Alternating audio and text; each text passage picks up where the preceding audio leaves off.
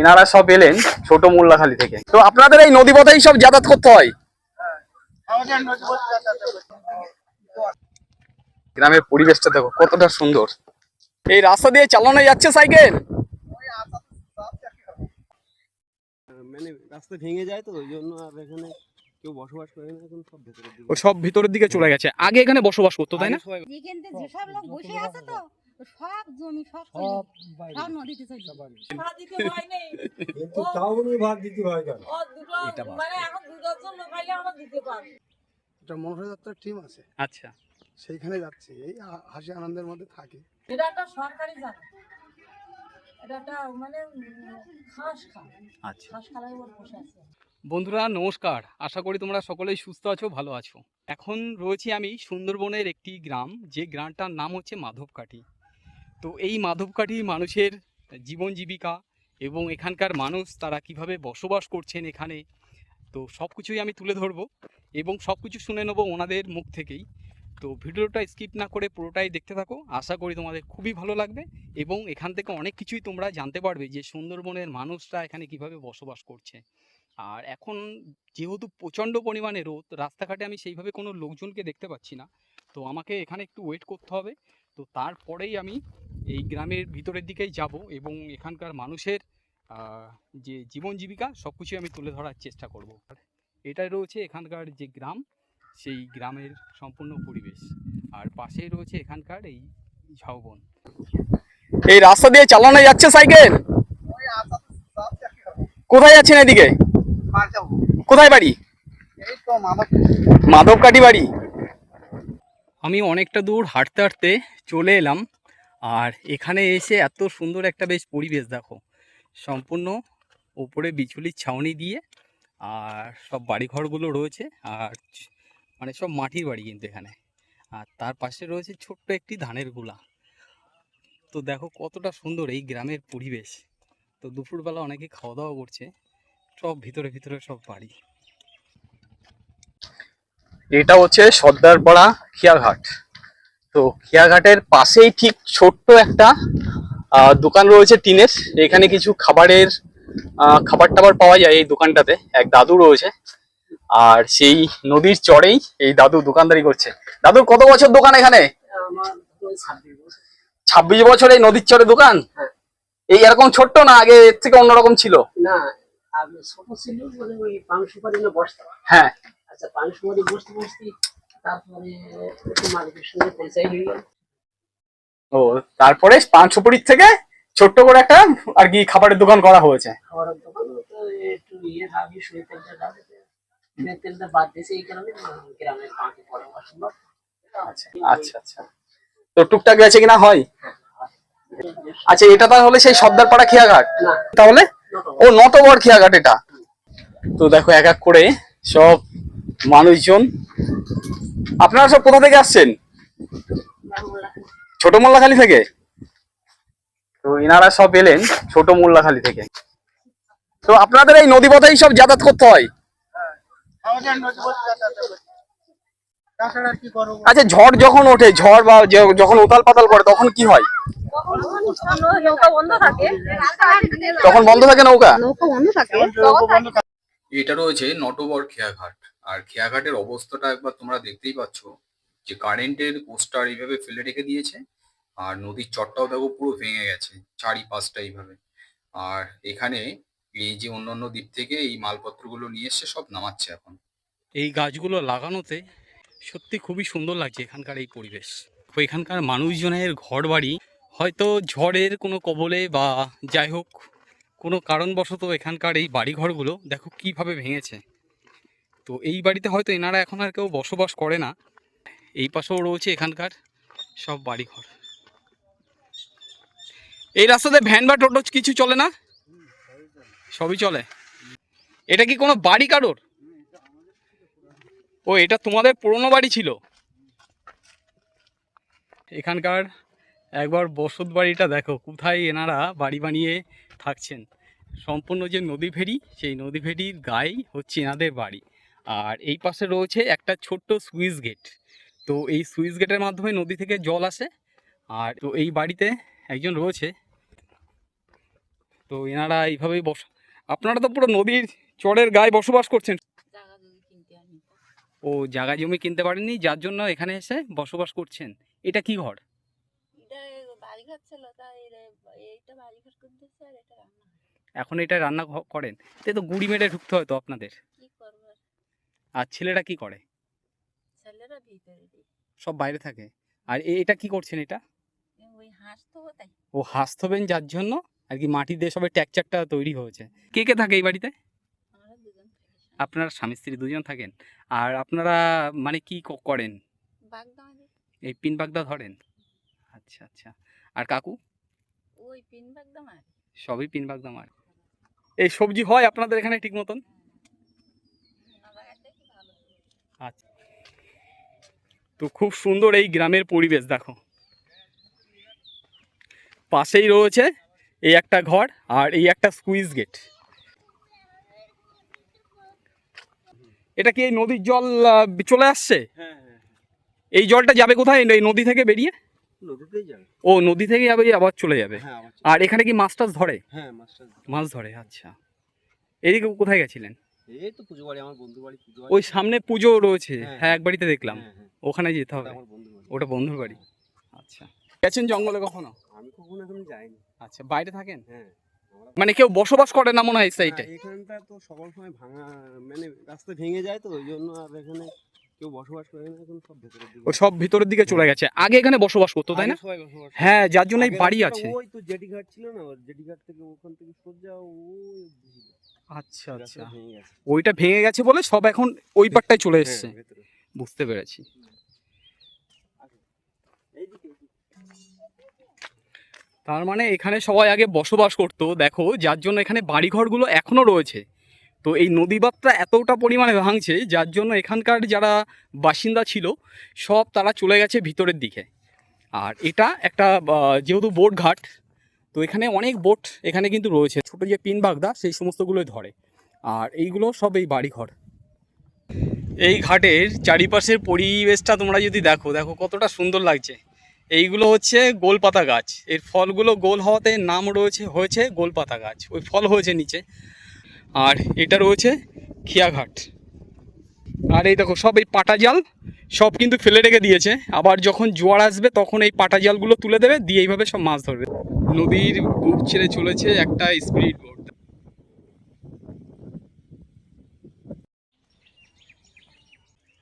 দাদাদের এখন কোথায় যেতে হবে?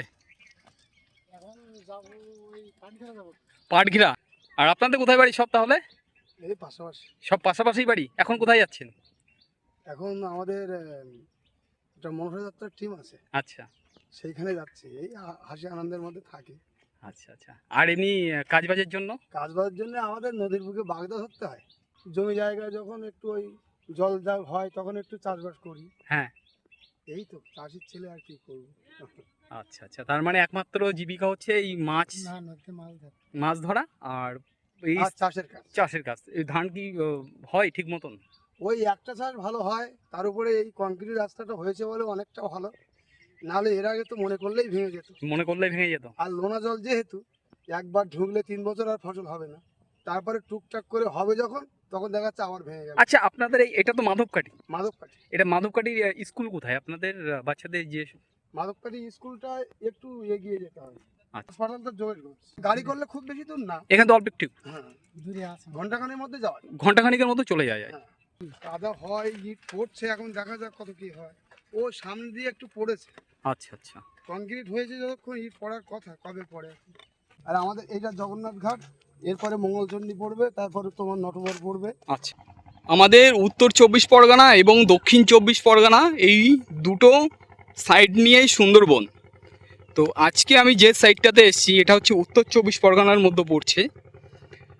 তো আমাদের পশ্চিমবঙ্গের উত্তর ও দক্ষিণ 24 পরগনা মিলে যে সুন্দরবন, তাতে রয়েছে 9600 বর্গ কিলোমিটার জুড়ে এই সুন্দরবন, যার মধ্যে বেশি অংশটাই রয়েছে কিন্তু সম্পূর্ণ এই নদী নালা ভরা।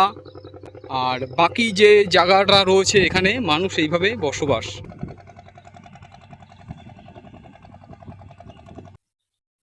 কোথায় গেছিলেন? ও আমি বাড়ি থেকে যাচ্ছি টিউবওয়েলকে জল নিতে। অঞ্চলের মধ্যে এখনো পর্যন্ত জল আসেনি, কিন্তু জগন্নাথ ওপাশে পাটগাড়া অঞ্চলের মধ্যে পাটগাড়ার জল দিয়েছে, কিন্তু এই দ্বীপে 4-5টা গ্রাম, 3-4টি গ্রাম জল পায়। হেমনগর জয়গঞ্জ 2টি গ্রাম মাত্র। তার মানে অত দূর থেকে আপনাদের এইভাবে জল নিতে আসতে হচ্ছে? হ্যাঁ।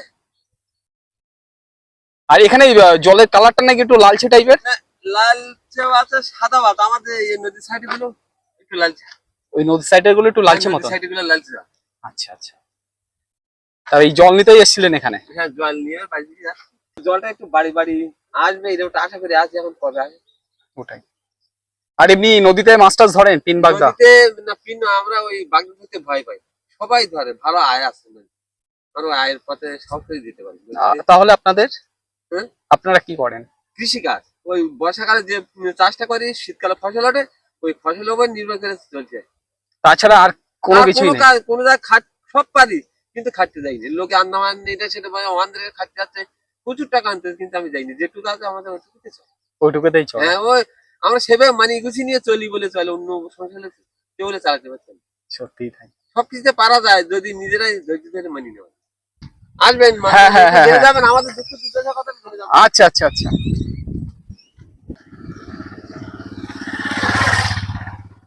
আর ওই যে দূরে এক দাদা মাছ ধরে নিয়ে বাড়ির দিকে যাচ্ছে এখন। যাতায়াত করতে হয় এইভাবে, দেখো পুরো চারিপাশেই মাঠ, আর তার মাঝখানে দাদাদের একটা ছোট্ট বাড়ি রয়েছে। এনাদের এই যাতায়াতের জন্য সরু একটা এই মাটির ভেড়ি মতন করা, তো এইভাবে এনারা যাতায়াত করে। দাদা গিয়ে নদীতে মাছ টাছ ধরলেন নাকি? কি মাছ পাওয়া গেল? ও আচ্ছা আচ্ছা, আমি তাহলে ওইটা থেকে চলে এলাম। সব এই বাগদা ধরতে গেছিলেন? বাড়িতে আর কেউ নেই? ও, মা অসুস্থ রয়েছে। এটা এটা কি মাছ? এটা এটা বান মাছ? আচ্ছা আচ্ছা। তা একদম তো ছোট। তো এই রয়েছে এই মাছ। সুন্দরবন মানুষের গ্রামের যে বাড়ি ঘরগুলো দেখো কতটা সুন্দরভাবে রয়েছে এখানে, এনারা এইভাবে বসবাস করছে। তো ওপরে অ্যাডভাস্টার দিয়ে মাটির দেওয়াল দিয়ে এই বাড়িঘরগুলো রয়েছে, আর তার পাশেই রয়েছে এখানকার এই যে ঝাউ গাছগুলো, সব এইভাবে সারিবদ্ধভাবে লাগানো রয়েছে। না, জলের কষ্ট আমাদের এখানে তো একটা নেই। তাই কোথায় মানে এখান থেকে দেখলাম এই তো জল, ও জল এখানে, আর বাড়ি? বাড়ি এই তো। ও বাড়ি এইটা? তাহলে খুবই তো কাছাকাছি। আমাদের এখানে কাছে ওই দিকটা বেশি জলের কষ্ট। আচ্ছা আচ্ছা, ভয় তো রয়েছে সমস্ত নদীগুলোতে। ভয় থাকলে কি আর করা যাবে? আচ্ছা, কামট কুমির আছে দেখেছেন কখনো এই সমস্ত নদীতে? সাহসের কাছেই সব, মানে আপনাদের চোখে পড়েছে নিশ্চয়ই। হ্যাঁ, এই আয়লা হয়ে গেল 1 বছর ওই রাস্তার উপরে পেপার দিয়ে ঘর বেঁধে কাটাইছি। 1 বছর? 1 বছর। কারোর ভিটে বাড়ি নদীর ভিতরে চলে গেছে? সবাই চলে গেছে। এই যেখানে যেসব লোক বসে আছে তো সব জমি সব নদীতে চলে গেছে। সব নদীর ভিতরে চলে গেছে? ওই না নদীর ভিতরে সব গাছ হয়ে গিয়ে ভিটে বাড়ি আচ্ছা আমাদের 1 আচ্ছা, বিঘে চলে গেছে। ওই নদীর ভিতরে? হ্যাঁ, নদীর ভিতরে 1 বিঘে। এই তারপরে আবার পরে ওই হ্যাঁ। এইগুলো কিনে এখানেই আর কি বসবাস শুরু করেছেন। তাহলে আপনাদের মানে এই নদীমাতৃক দেশ মানেই খুব অসুবিধা। সরকারে কিছু পয়সা করে দিল, আচ্ছা। যাদেরকে যেমন জায়গা গেছে, কারো 10 কাঠা, কারো 15 কাঠা, কারো 1 বিঘে, কারো 7 কাঠা, যাদের জায়গার মূল্য 63,000 টাকা করে বিঘে হিসেবে টাকা দিয়ে দিল। আচ্ছা, দেওয়ার পরে তারপরে এদের আবার লোকজন মানে সরকারি দাগ নম্বর অনুযায়ী যেমন রেট থাকে হ্যাঁ, সেই অনুযায়ী? হ্যাঁ হ্যাঁ, আচ্ছা আচ্ছা, সেইভাবে টাকা পয়সা দিয়ে আবার আমাদের সুন্দরবনের লোকে খুব কষ্ট। খুব কষ্ট, সত্যিই তাই। তো সুন্দরবনের মানুষরা এখন একে একে সব গরু নিয়ে কিন্তু বেরিয়ে পড়েছে। কি এখন সবাই গরু নিয়ে বেরিয়ে পড়েছেন? এ কোথায় নিয়ে যাচ্ছেন? ওই চড়ে সবাই ঘাস খেতে খেতে চলে যাবে এখন। তা আপনাদের এই গরু ছাগল নিয়েই সব সময় থাকতে হয়, না এমনি মাছ টাছ তো ধরেন? মাছ ধরেন এখন এই বয়সে? হ্যাঁ। কি মাছ ধরেন এখান থেকে? বাগদার পিন। এমনি বড় মাছ পাওয়া যায়? হ্যাঁ। আচ্ছা, এই নদীতে কামট বা কুমির আছে? হ্যাঁ। দেখেছেন কখনো? কাউন্ট মারে তো। কামট মারে? হ্যাঁ, 1 কুইন্টাল 1.5 কুইন্টাল কামট? হ্যাঁ। আর এই ছোট ছোট সব বোটগুলো তাহলে চলে যায় সব এই মাছ ধরতে।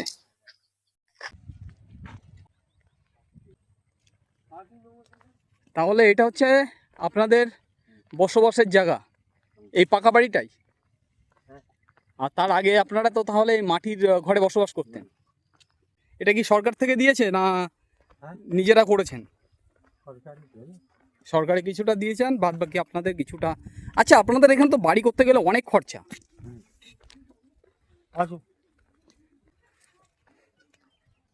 আমার মতন বয়সে 4টে বাড়ি দেয়া আছে গাড়ি। 4টে বাড়ি চলে গেছে আপনাদের, পুরো জীবনটা এর মধ্যে কাটিয়ে দিলেন। হ্যাঁ, এটা একটা সরকারি জায়গা, এটা একটা মানে ঘাস খাল। আচ্ছা, ঘাস খালের উপর বসে আছে। এই রাস্তাটা গিয়ে অনেকটা আমাদের একটুখানি বাঁচা, কিন্তু আগে একদম ভেঙে সঙ্গে সঙ্গে মানে যদি তুফান হয় তা ভেঙে জল এক বছর যদি ধান পাই আর এক বছর ধান পাই। আর এক বছর ধান পাই, এইরকম অবস্থায় কাটাইছে। আর ঘর বাড়ির কোনো চিহ্ন থাকতো না, সব জলে একদম মানে একাকার জিনিসপত্র সব ভেঙে শুধু একাকার হয়ে যায়।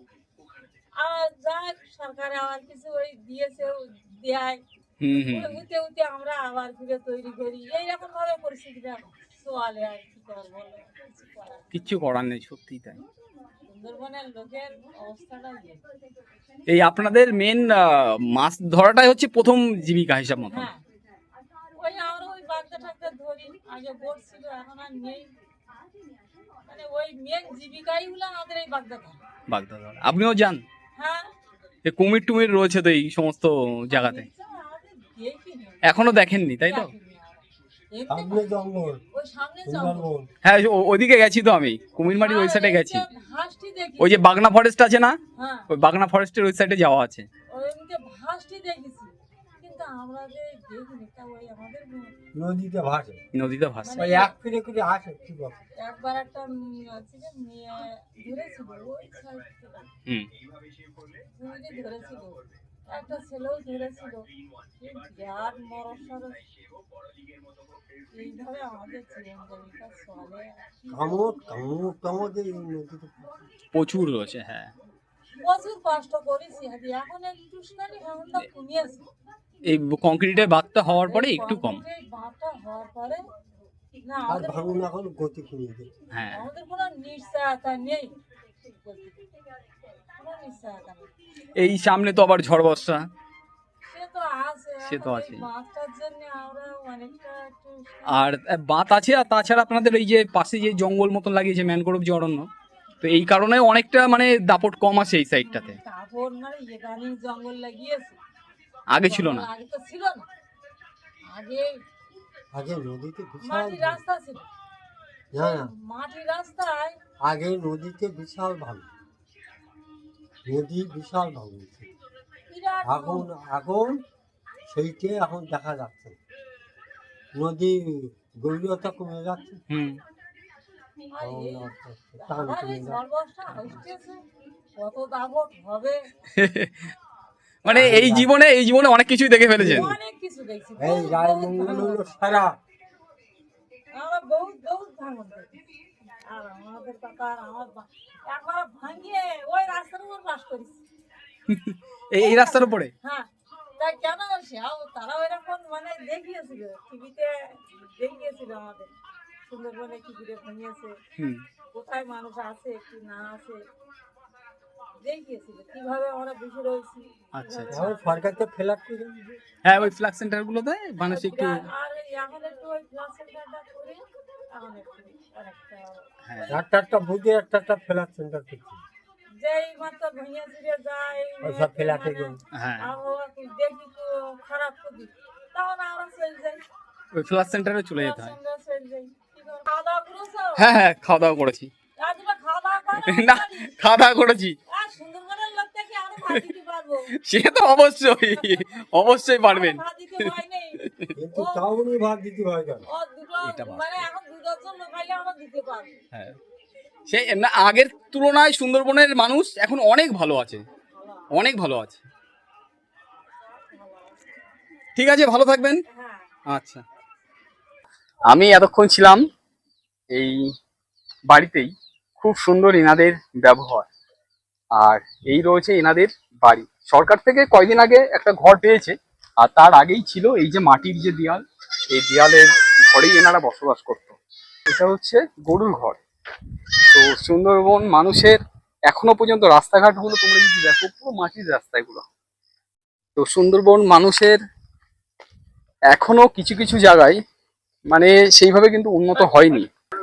বাড়ির পাশেই এই ছোট্ট একটা দোকান, মানে এই দোকানে কি বেচা কেনা ঠিক মতন হয়? মানে ওই গ্রামের মতো যেটা আর কি সেইভাবে চলছে। আর এছাড়া এই নদীতে তো মাছ টাছ ধরেন। এই যে বোটগুলোতে সব এক এক দ্বীপ থেকে পাথর, বালি, তারপরে সিমেন্ট সব নিয়ে এসে এই সমস্ত যে দ্বীপগুলো রয়েছে এই সমস্ত দ্বীপগুলোতে এই বাড়িঘরগুলো নির্মাণ করে। তো প্রত্যেকটা বোটে মালবাহী বোট, এগুলো সব বোটেই কিন্তু ওই যে মাথার উপরে দেখো সব বালির বস্তা। আর তার পাশে আরেকটা বোট আসছে, এটা হচ্ছে সিমেন্টের রয়েছে, এটা দেখতে পাচ্ছি। তো এই রয়েছে সুন্দরবন গ্রাম, সেই গ্রামের পরিবেশ আর এখানকার মানুষজন এইভাবেই। গান ছিল রামায়ণ গান, কোথায়? সামনে এখানে ও, মানে এই পারেই ছিল? এই কটাই ছিল গান। আচ্ছা আচ্ছা। পুকুরে একজন ওই পাশের কাজ ছিল, সেখানে রামায়ণ ছিল, রামায়ণ করে সেবা টেবা করে বাড়ি আসলাম। আচ্ছা আচ্ছা। আর বাড়িতে কোথায় বাড়ি কোথায়? বাড়ি হচ্ছে জয়গঞ্জ। যোগেশগঞ্জে বাড়ি। সাইকেল নিয়ে চলে যাবেন? হ্যাঁ, সাইকেল নিয়ে চলে। এখান থেকে কতক্ষণ লাগবে? এখান থেকে মিনিট 10 লাগবে, যে মাত্র 10-15 মিনিট লাগবে। আচ্ছা আচ্ছা, মিনিট 15 লাগবে। মিনিট 15 লাগবে। বুঝতে পেরেছি, মানে মেন যে যোগেশগঞ্জ যে বাজারটা রয়েছে। বুঝতে পেরেছি। সুন্দর এই গ্রামের পরিবেশ। একা একা বেরিয়ে পড়ো, কেউ তোমাকে পিছন থেকে কেউ ডাকবে না যে এই তোর একটু দাঁড়া। দেখো কেউ নেই, জনসন্নহীন লোক। তো এগুলো সব স্মৃতি হয়ে রইবে। আর দূর থেকে দেখতে পাচ্ছি, দাঁড়াও তোমাদের দেখায়, ও দেখো দুপুরবেলা এখন সব গরু নিয়ে যাচ্ছে। ওই যে সব গরু নিয়ে এখন সব মাঠের দিকে যাচ্ছে এক এক করে।